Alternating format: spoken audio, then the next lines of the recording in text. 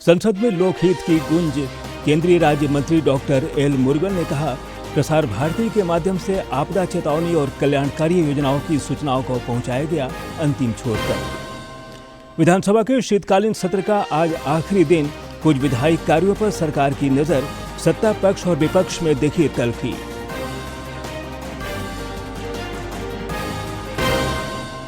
सिद्ध कोफेड के निदेशक मंडल की हुई बैठक। मुख्यमंत्री ने कहा, किसानों को फसलों की उचित कीमत समय पर दिलाना प्राथमिकता। सशक्त ग्रामीण अर्थव्यवस्था पर बल। और भारत और दक्षिण अफ्रीका के बीच आज T20 सीरीज का दूसरा मैच। पुरुष जूनियर विश्व कप हॉकी में भारत ने जीता कांस्य।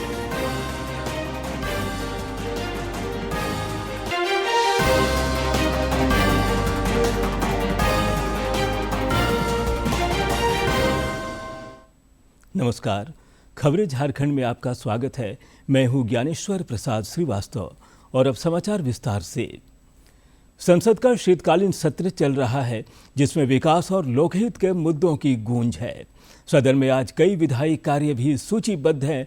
प्रश्नकाल के दौरान सदस्यों ने जन सरोकार से जुड़े सवाल पूछे, जिनका मंत्रियों ने जवाब दिए।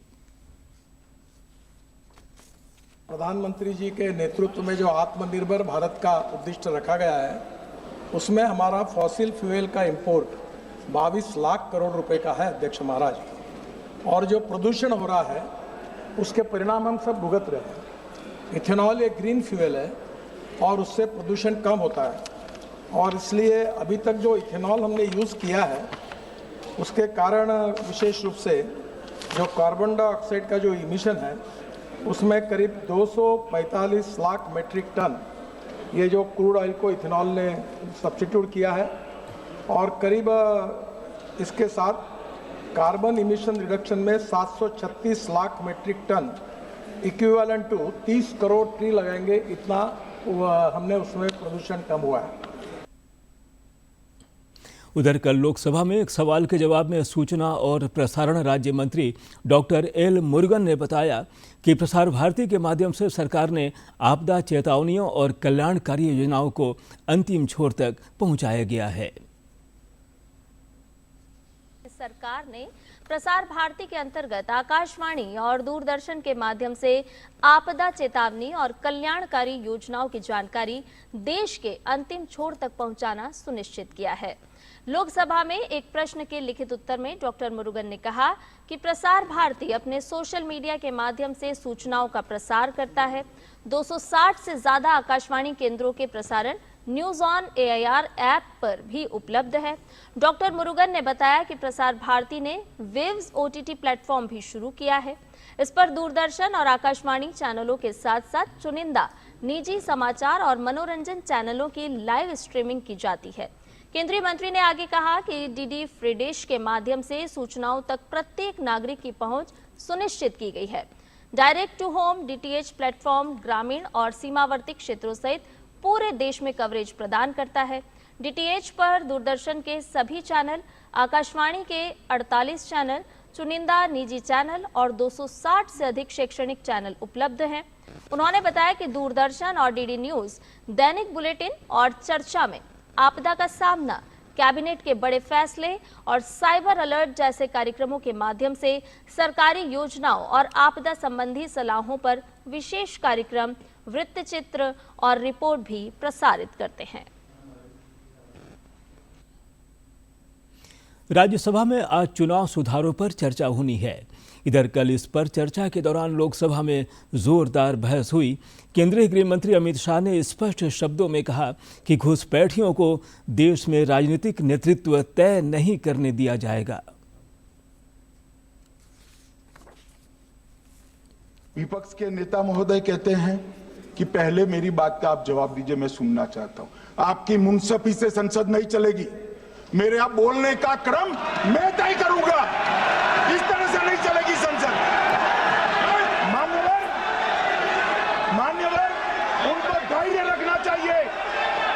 उनको धैर्य रखना चाहिए मेरा जवाब सुनने का। इनकी एक एक बात का जवाब मैं दूंगा, मगर मेरे भाषण का क्रम वो तय नहीं कर सकते। मैं करूंगा क्योंकि मैं बोल रहा हूं।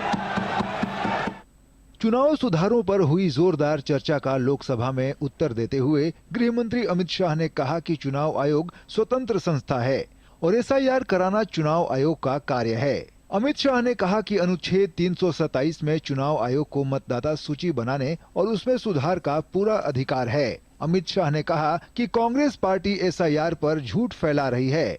मैंने एसआईआर की प्रक्रिया का, इससे जुड़े हुए संवैधानिक अनुबंधों का और भूतकाल में जो एसआईआर हुए वो सभी का गहन अभ्यास किया है। मैं आज आपके माध्यम से इस सदन को और सदन के माध्यम से पूरे देश की जनता को जो झूठ विशेषकर कांग्रेस पार्टी द्वारा फैलाया गया है वो झूठ का मेरे तर्कों के हिसाब से जवाब देना चाहता हूं।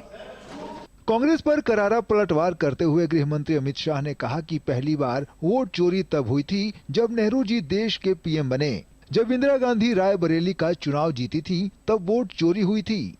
गृह मंत्री ने कहा कि मतदाता सूची पुरानी हो या नहीं, विपक्ष की हार तय है। हारने की परंपरा शुरू करने के बाद इन्होंने सबसे पहले ईवीएम को निशाना बनाया। मैं आपके माध्यम से सदन को और सदन के माध्यम से देश की जनता को बताना चाहता हूं, ईवीएम कौन लेकर आया इस देश में? मान्यवर कौन लेकर आया? 15 मार्च 1989 को जब राजीव गांधी इस देश के प्रधानमंत्री थे तब ईवीएम लाने का कानूनी बदलाव किया गया था। अब राजीव गांधी के ईवीएम के कानून का भी विरोध कर रहे हैं। गृह मंत्री ने कहा कि समय समय पर मतदाता सूची में सुधार जरूरी है। कोई पहली बार एसआईआर नहीं हो रहा, पहले तो एसआईआर का विरोध नहीं हुआ था। गृह मंत्री ने कहा कि जिनकी मृत्यु हो गई या जिनके 2 जगह नाम है उनके नाम हटाने ही चाहिए। इसके साथ ही नए लोगों के नाम जोड़ने चाहिए और घुसपैठियों के नाम हटने चाहिए। गृह मंत्री अमित शाह के बयान से असंतुष्ट विपक्ष ने सदन से वॉकआउट किया तो सरकार ने राहुल पर निशाना साधा। 2-3 चीजें कही थी। मैंने कहा था ट्रांसपेरेंट वोटर लिस्ट सबको दीजिए, उसके बारे में एक शब्द नहीं बोला। कहा कि ईवीएम का आर्किटेक्चर सबको दे दीजिए, उसके बारे में एक शब्द नहीं कहा। सुनने का कैपेसिटी तक नहीं है और इतना गुमराह किया। पिछले सेशन का पार्लियामेंट सेशन इन्होंने तबाही किया, मॉनसून सेशन को भी इन्होंने बर्बाद किया इसी मुद्दे पर, और ये हमारे शीतकालीन समय को भी इन्होंने 2 दिन बर्बाद किया। आज बारीकी से जब बता रहे थे ये लोग भाग गए, ये तो ठीक नहीं है। अब लोकसभा में इस पर चर्चा पूरी होने के बाद गुरुवार को राज्यसभा में इस विषय पर चर्चा होगी। एक बार फिर सत्ता और विपक्ष के बीच जोरदार बहस देखने को मिल सकती है। ऋषि कुमार के साथ शैलेंद्र मिश्र, डीडी न्यूज, दिल्ली। झारखंड विधानसभा के शीतकालीन सत्र का आज आखिरी दिन है। सदन के अंदर और बाहर पक्ष और विपक्ष के विधायकों में तल्खी देखी। हालांकि प्रश्नकाल सुचारू तरीके से चला। इस दौरान प्रभारी मंत्रियों ने सवालों के जवाब दिए। मैथन डैम हो चाहे पंचायत डैम हो, जितने भी डैम अध्यक्ष महोदय, और ये डैम बड़ा बृहद रूप से डैम अध्यक्ष महोदय, लेकिन इसका जल का, इसका पानी का उपयोग हम लोग सिंचाई में नहीं कर पाते। और ये सारा पानी जो झारखंड में स्टॉक है, चाहे तिलैया डैम का हो चाहे मैथन का हो, बंगाल जाता है और बंगाल में लोग इसका सिंचाई करते हैं अध्यक्ष महोदय। और ये लंबे समय से हम लोग का मांग आया हुआ है अध्यक्ष महोदय, और 2014-15 में इसका डीपीआर भी बनाना प्रारंभ हुआ। हम लोग फेज 1 में आते हैं अध्यक्ष महोदय, जो हम लोग का कोडरमा जिला का जयनगर और बरही आता है, वो फेज 1 आता है। तो वहां पे तिलैया डैम है और वहां पे नहर योजना के लिए डीपीआर बनाने के लिए लोग गए, लेकिन अभी तक उसमें एक भी कदम आगे नहीं बढ़ा गया अध्यक्ष महोदय। हमारा कहना है कि झारखंड का जो रिसोर्सेज है उसमें झारखंड का उसका उपयोग हो। अब किसान उसका उपयोग अगर नहीं करे, इतना बड़ा उत्तर ले लेता है। अभी उस 3 फेज का वहां काम होना है, जिसमें एक फेज नंबर 2 का काम चालू हो गया है। 696 करोड़ का टेंडर हुआ है, काम भी उसमें चालू है। रही बात इनका फेज 1 का पीपीआर तैयार हो गया है, जांच हो रहा है, इसके बाद डीपीआर भी तैयार होगा, फिर प्रशासनिक स्वीकृति करके फिर टेंडर किया जाएगा। नेता प्रतिपक्ष बाबूलाल मरांडी ने आरोप लगाया है कि छात्रवृत्ति के मुद्दे पर राज्य सरकार विद्यार्थियों को गुमराह कर रही है। सदन में आज श्री मरांडी ने कहा कि सरकार ने केंद्र सरकार के दिशा निर्देशों में अपने स्तर पर फेरबदल किया है, जिस कारण छात्रवृत्ति राशि के भुगतान का मामला अटका हुआ है। उन्होंने 15वें वित्त आयोग की राशि के मामले में भी कहा कि राज्य में नियमों का पालन नहीं हो रहा है, जिस कारण राज्य को पैसा नहीं मिल पा रहा है। हम लेते हैं केंद्र सरकार से, तब उनकी गाइडलाइन को हम फॉलो करते हैं, लेकिन झारखंड सरकार ने क्या किया है, 2022 में ही उस गाइडलाइन को छोड़ करके अपना वो नया गाइडलाइन बना दिया। अब जिस कारण से एसटी, एससी, ओबीसी बच्चों को छात्रवृत्ति मिल नहीं रहा है। अब ये बार बार कहते हैं कि आप लोग सहयोग करिए। भाई आप जो यहाँ जो भ्रमित कर रहे हैं, केंद्र सरकार नहीं दे रही है, लेकिन वास्तव में आपने क्या किया है गड़बड़ी, उसको सुधारिए। अवैध खनन मामले पर उच्चतम न्यायालय के सीबीआई जांच संबंधी आदेश के बाद राज्य में राजनीति के मंच पर गर्माहट दिख रही है। विधायक सरयू राय ने कहा कि सीबीआई जांच से सच्चाई सामने आएगी और अवैध खनन से जुड़े सफेद पोशों का पर्दाफाश होगा। वहीं वित्त मंत्री राधा कृष्ण किशोर ने कहा है कि न्यायालय का फैसला सर्वोपरि है।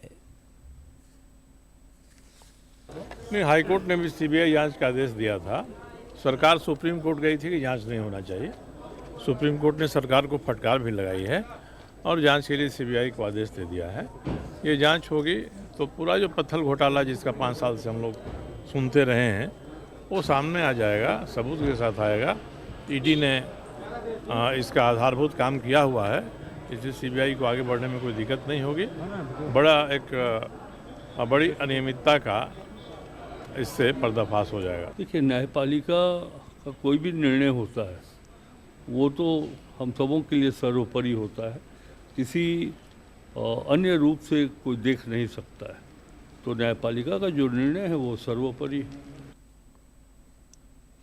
प्रदेश भाजपा अध्यक्ष बाबूलाल मरांडी ने शराब घोटाला मामले में सरकार पर एक बार फिर निशाना साधा है। श्री मरांडी ने कहा कि इस घोटाले में नित नए खुलासे हो रहे हैं। यह घोटाला 136 करोड़ रुपए के पार पहुंच गया है। उन्होंने कहा कि खुद को बचाने के लिए सरकार किसी नए अधिकारी को बलि देने की तैयारी में है। सत्ता शीर्ष में बैठे लोगों ने जांच की आंच से बचने के लिए हर तरकीब अपनाए, लेकिन फिर भी गलती कर बैठे। श्री मरांडी ने यह भी कहा कि एसीबी का शिकंजा असल गुनहगारों तक पहुंचे या नहीं पहुंचे, केंद्रीय एजेंसियों द्वारा इस पर निष्पक्ष जांच सुनिश्चित की जाएगी। मुख्यमंत्री हेमंत सोरेन की अध्यक्षता में कल रांची में सिद्ध कॉफेड निदेशक मंडल की बैठक हुई। इस दौरान कृषि और वनोपज क्षेत्र के सुदृढ़ीकरण और किसानों की आय वृद्धि पर काफी देर मंथन हुआ। मुख्यमंत्री ने कहा कि राज्य सरकार किसानों को तकनीकी रूप से सक्षम बनाने के लिए प्रतिबद्ध है। श्री सोरेन ने जोर देकर कहा कि सरकार की यह प्राथमिकता है कि किसानों को समय पर फसलों की लागत का उचित दाम मिले। उन्होंने ग्रामीण अर्थव्यवस्था की मजबूती के लिए भी पहल करने के निर्देश दिए। झारखंड उच्च न्यायालय में कल कई महत्वपूर्ण मामलों की सुनवाई हुई। अदालत ने एक जनहित याचिका की सुनवाई करते हुए सरकार को महिलाओं के खिलाफ अपराध रोकने के लिए स्पेशल टास्क फोर्स गठित कर रिपोर्ट सौंपने का निर्देश दिया। मामले की अगली सुनवाई अब 17 दिसंबर को होगी।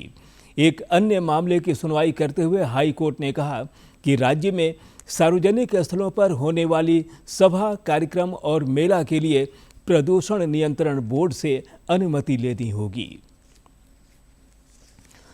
7 सूत्री मांगों के समर्थन में रांची में कुशवाहा महासभा ने लोक भवन के समक्ष धरना दिया।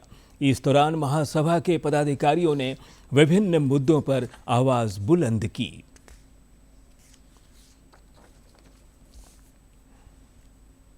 सरकार हमसे अधिग्रहण करती है भूमि और उद्योगपतियों को लीज पर देती है। हम सबों ने कहा है कि भाई अब लीज पर देकर हमें भूमिहीन बना रहे हो। एक दिन ऐसा नहीं हो कि सारी ज़मीनें हमारी हाथ से चली जाए और हम भूमिहीन नहीं, अब सर छुपाने के लिए नहीं बचेगा। इसलिए नीति बनाओ कि भूमि अगर अधिग्रहण हो रहा है और लीज पर आप दे तो लीज स्वतः आप रैयत से करो और लीज मूल्य रैयत को दो, और जब लीज समाप्ति होता है तो वो जमीन पुनः वापस लीजधारियों को करे, जमीनदाताओं को करे। इंडिगो संकट के बाद अब हालात लगातार सामान्य होते दिख रहे हैं। केंद्रीय मंत्री राम मोहन नायडू ने विमानन मंत्रालय के कंट्रोल रूम का जायजा लिया। मंत्री राम मोहन नायडू ने विमानन मंत्रालय के कंट्रोल रूम का कल जायजा लिया और वर्तमान स्थिति की विस्तार से जानकारी भी ली। कंट्रोल रूम की ओर से यात्रियों की चिंताओं को जल्द और प्रभावी ढंग से दूर करने के लिए रिस्पांस टाइम को और बेहतर करने की कोशिश की जा रही है। इसके साथ ही यात्रियों की उड़ान संबंधी दिक्कतों के समाधान के लिए मंत्रालय ने कंट्रोल रूम नंबर 011-2460-4283, 011 के साथ 2463-2987 जारी किया है। यात्री एयर सेवा ऐप और वेब पोर्टल पर भी अपनी शिकायत दर्ज कर सकते हैं। और अब कुछ खबर राज्य के विभिन्न जिलों से फटाफट अंदाज में।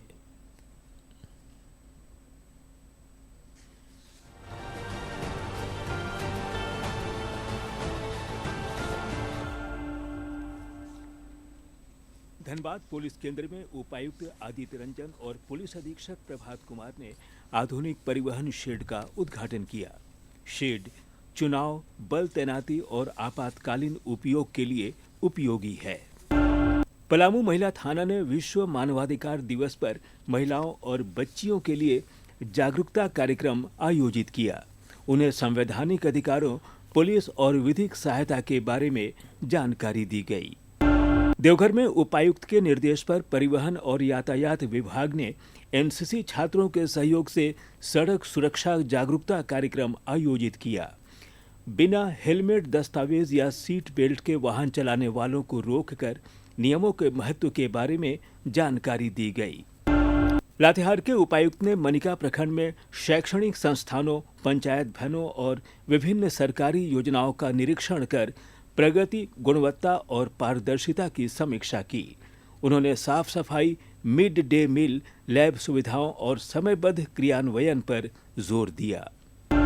दुमका जिला खेल एवं पर्यटन विभाग की बैठक में प्रमुख पर्यटक स्थलों पर चल रहे सौंदर्यीकरण और निर्माण कार्यों की प्रगति की समीक्षा की गई। अधिकारियों को सभी कार्य समयबद्ध पूरा कर पर्यटकों को बेहतर सुविधाएं उपलब्ध कराने का निर्देश दिया गया। चतरा के उपायुक्त ने निजी विद्यालय संबद्धता, ई वाहिनी अपडेट, शिक्षक प्रतिनियोजन, राज्य रेल रिजल्ट अपलोड और नामांकन सत्यापन समेत शिक्षा विभाग से संबंधित मुद्दों पर समीक्षा की और आवश्यक दिशा निर्देश दिए। गढ़वा के रंका थाना अंतर्गत परियोजना कन्या उच्च विद्यालय में विश्व मानवाधिकार दिवस पर सेमिनार आयोजित किया गया। पुलिस निरीक्षक और थाना प्रभारी ने शिक्षकों और जिला विधिक सेवा पदाधिकारियों के साथ छात्राओं को उनके अधिकार और कानूनी जागरूकता से अवगत कराया। कोडरमा में केंद्रीय प्रभारी राकेश कुमार की अध्यक्षता में आकांक्षी प्रखंड कार्यक्रम और जल जीवन मिशन की प्रगति की समीक्षा हुई। शिक्षा, स्वास्थ्य, कृषि और जलापूर्ति सहित सभी इंडिकेटर्स पर कार्यों की सराहना की गई। टीबी मुक्त भारत अभियान के तहत नेक्शय कियोस्क का उद्घाटन और पोषाहार किट का वितरण भी किया गया।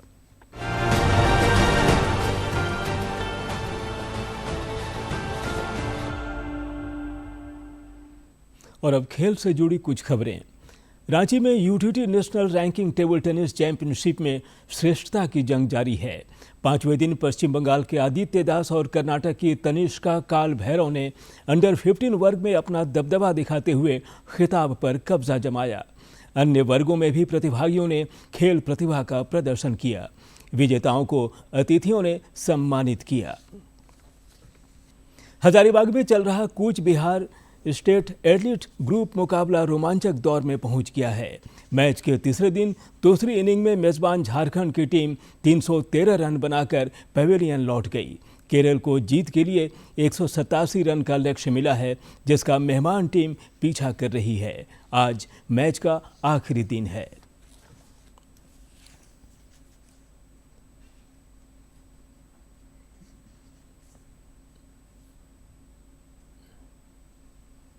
भारत और दक्षिण अफ्रीका के बीच T20 सीरीज का आज दूसरा मैच न्यू चंडीगढ़ मुल्लानपुर में खेला जाएगा।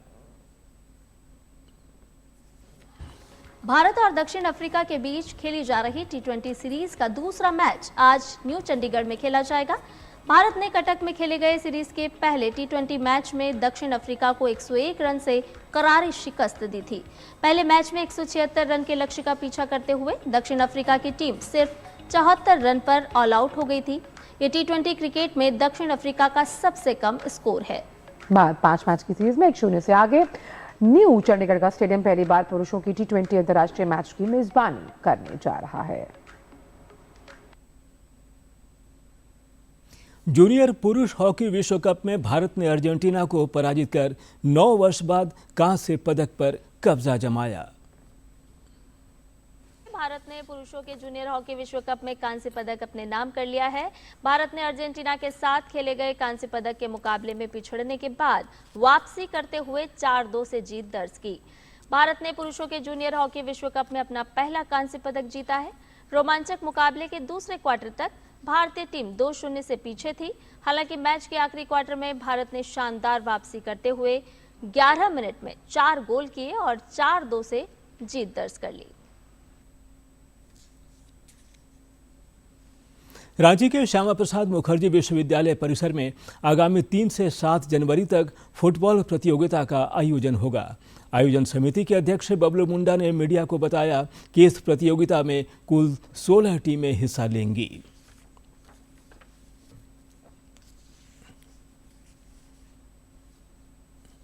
ये प्रतियोगिता 2024 में भी हम लोग कराए थे और 25 में किसी कारण फुटबॉल टूर्नामेंट हम लोग नहीं कर पाए थे।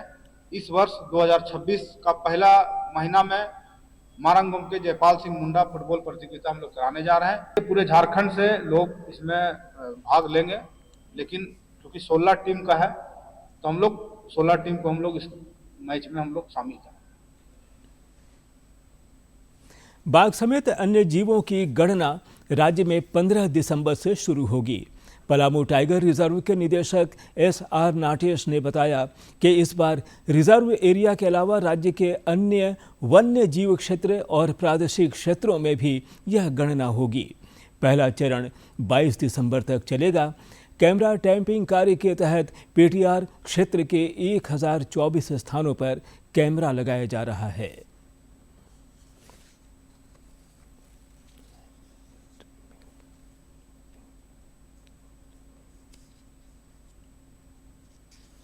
ये काम में हम लोगों ने पूरे राज्य में कराने जा रहे हैं और खासकर स्पेसिफिकली जितने भी हमारे वाइल्ड लाइफ एरियाज है उसमें ज़्यादा फोकस से कराया जाएगा और टेरिटोरियल एरियाज में भी जो वाइल्ड लाइफ एरिया से बाहर भी इसका कार्य किया जाएगा। इसके लिए हम लोगों ने पूर्ण तरह तैयारी कर लिया है। जितने भी हम लोग को ट्रांजैक्ट बनाना है, ट्रांजैक्ट लाइन्स बनाए गए हैं। जहाँ जहाँ हमें मैन पावर का ज़रूरत है उसका हम लोगों ने तैयारी कर लिया है कि करें। डिपार्टमेंट के अंदर उपलब्ध जितने भी वनरक्षी है, ट्रैकर्स है, इन सबको इस काम में लगाया जा रहा है। मौसम। राज्य में इन दिनों जोरदार ठंड पड़ रही है। 1-2 जिलों को छोड़कर अधिकांश जिलों में न्यूनतम तापमान 10 डिग्री सेल्सियस से नीचे चल रहा है। पिछले 24 घंटे के दौरान रांची के कांके में न्यूनतम तापमान 3.2 डिग्री सेल्सियस दर्ज किया गया। मौसम विज्ञान केंद्र ने बताया कि अगले 24 घंटे में न्यूनतम तापमान में किसी बड़े बदलाव की संभावना कम है, लेकिन उसके बाद के दिनों में न्यूनतम तापमान में धीरे धीरे 2 से 3 डिग्री सेल्सियस तक की वृद्धि हो सकती है। आगामी 16 दिसंबर तक सुबह के समय कुहासा या कोहरा के हालात रह सकते हैं। इस दौरान मौसम के साफ रहने की संभावना है। काशी तमिल संगमम के चौथे संस्करण में विविध गतिविधियां आयोजित हो रही हैं, जिसमें प्रतिभागी उत्साहपूर्वक हिस्सा ले रहे हैं।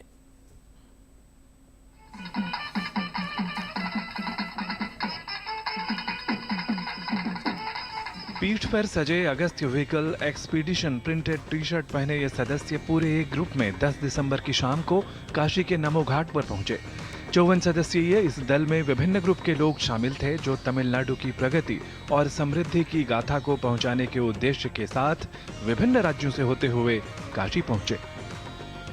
जो मुख्य उद्देश्य था, तमिलनाडु की जो राष्ट्रीय स्तर की उपलब्धि रही है 4 विभिन्न क्षेत्रों में, जो कि medicine, digital literacy, financial literacy and spiritual and social service, इस फील्ड में जो उपलब्धि रही है उसके बारे में लोगों को बताते आ रहे हैं। इसके माध्यम से बेसिकली काशी तमिल कनेक्ट को और मजबूत करने की तरफ एक बढ़ता हुआ कदम है ये। काशी के नमो घाट पर स्वागत कार्यक्रम में तमिलनाडु भारतीय जनता पार्टी के पूर्व प्रदेश अध्यक्ष के अन्नामलाई ने पहुंचकर तमिल भाई बहनों के जोश को दोगुना कर दिया। सदस्य के सभी लोगों का स्वागत सत्कार किया गया और साथ ही साथ रंगारंग सांस्कृतिक कार्यक्रम से वातावरण में एक भारत श्रेष्ठ भारत का भाव हर किसी को ओतप्रोत कर गया। एक आदमी का आपका प्यार बहुत ज्यादा है, आपका प्यार बहुत ज्यादा है। अच्छा, बहुत अच्छा कोल्ड, बहुत बढ़िया कोल्ड है, बट आपका प्यार कोल्ड के ऊपर है, कोल्ड के ऊपर आपका प्यार है। तो 100% we all will never forget it. केंद्रीय शिक्षा मंत्रालय की तरफ से पहुंचे उप सचिव महोदय ने भी छठे डेलीगेशन को लेकर दूरदर्शन से जानकारी साझा की। 3-4 दिन का प्रोग्राम है, कल्चर प्रोग्राम जैसे ये हो रहा है। काशी तमिल संगमम में अब तक लगभग 1400 प्रतिभागी आ चुके हैं और हर किसी के चेहरे पर प्रसन्नता के भाव कार्यक्रम के सफलता के द्योतक हैं। निश्चित तौर पर ये जो प्रयास है, ये प्रयास अपने आप में बेहद महत्वपूर्ण, जैसे हम लगातार बता रहे हैं। यहाँ पर दिलों को जोड़ने की बात हो रही है भाषा, क्षेत्र और क्यूजिन के माध्यम से, क्योंकि भाषाएं एक ही हैं, हम उनको समझें और जानें तो समझ में आएगा इसमें भाव जुड़ा हुआ है और भाव है भारत का और हम भारतीय हैं। यही बात हम सब में दिख रही है। कैमरामैन सुनील के साथ मनीष वाजपेयी, डीडी न्यूज, वाराणसी।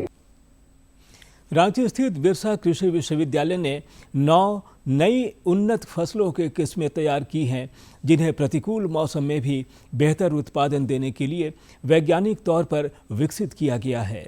खास बात यह है कि ICAR ने भी इन किस्मों की सराहना की है। अब इन नई किस्मों के उपयोग से राज्य के किसानों के लिए खेती और अधिक लाभकारी होने वाली है। बिरसा कृषि विश्वविद्यालय लगातार कृषि अनुसंधान में नई ऊंचाइयां छू रहा है। विश्वविद्यालय द्वारा विकसित 9 उन्नत फसल किस्में न सिर्फ तेजी से बदलते मौसम को झेलने में सक्षम हैं, बल्कि इनमें कीटों का असर भी काफी कम देखा गया है। कृषि विभागाध्यक्ष मोनी गोपा चक्रवर्ती ने इन नई किस्मों को किसानों के लिए गेम चेंजर बताया। 9 वैरायटी अभी हमारे जो इस साल लास्ट जो है जिसको आइडेंटिफाई हुआ, इस साल ही 16 जनवरी को पहले मीटिंग हुई थी, फिर 16 जून को हुई, फिर ये गवर्नमेंट में गया, गवर्नमेंट में 1-2 उन लोग को जानकारी लेने की चिट्ठी आई थी, उसका जवाब दिया। अभी वो इस दिसंबर में हम लोग सोचते हैं उनको फाइनल रिलीज हो जाना चाहिए। तो उसमें हमारा मेज का एक हाइब्रिड है जो आपका मीडियम मेच्योरिटी में आता है। मीन्स मेज आप जानते हैं कि 75 डेज टू लेके 125 डेज में खरीफ में उसका मेच्योरिटी आती है, लेकिन हमारे जो वैरायटी है वो 85 टू 88 डेज के रिलीज में है, जिसका यील्ड जो है आपका 66 टू 71 क्विंटल है, जो हमारा स्टेट एवरेज अभी 20-22 क्विंटल ही है। चक्रवर्ती ने बताया कि 9 किस्मों में एक उन्नत किस्म मक्का की भी है, जिसकी पैदावार राज्य के औसत उत्पादन से काफी अधिक है। खराब मौसम में भी बेहतर उपज देती है। इसके अलावा उन्होंने 8 अन्य उन्नत बीजों के बारे में भी जानकारी साझा की, जिनसे राज्य के किसानों के आय में महत्वपूर्ण बढ़ोतरी होने की उम्मीद है। इसमें विकसित करने के लिए रिसर्च चलते रहती है। उसमें ICAR का डिफरेंट प्रोजेक्ट्स भी चलता है, क्रॉप डिफरेंट क्रॉप पर। वही क्रॉप के अंडर में ये रिसर्च या शोध हुआ है, होके इसको इनिशियली जो हम लोग जनन द्रव्य मिलता है या हम लोग। और अब अंत में मुख्य समाचार एक बार फिर।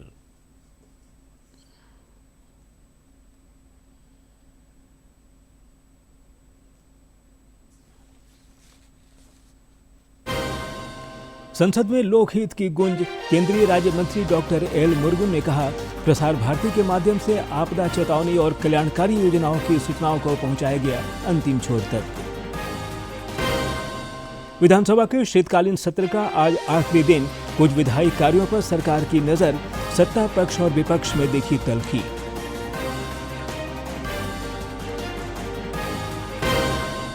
सिद्ध कोफेड के निदेशक मंडल की हुई बैठक। मुख्यमंत्री ने कहा, किसानों को फसलों की उचित कीमत समय पर दिलाना प्राथमिकता। सशक्त ग्रामीण अर्थव्यवस्था पर बल। और भारत और दक्षिण अफ्रीका के बीच आज T20 सीरीज का दूसरा मैच। पुरुष जूनियर विश्व कप हॉकी में भारत ने जीता कांस्य।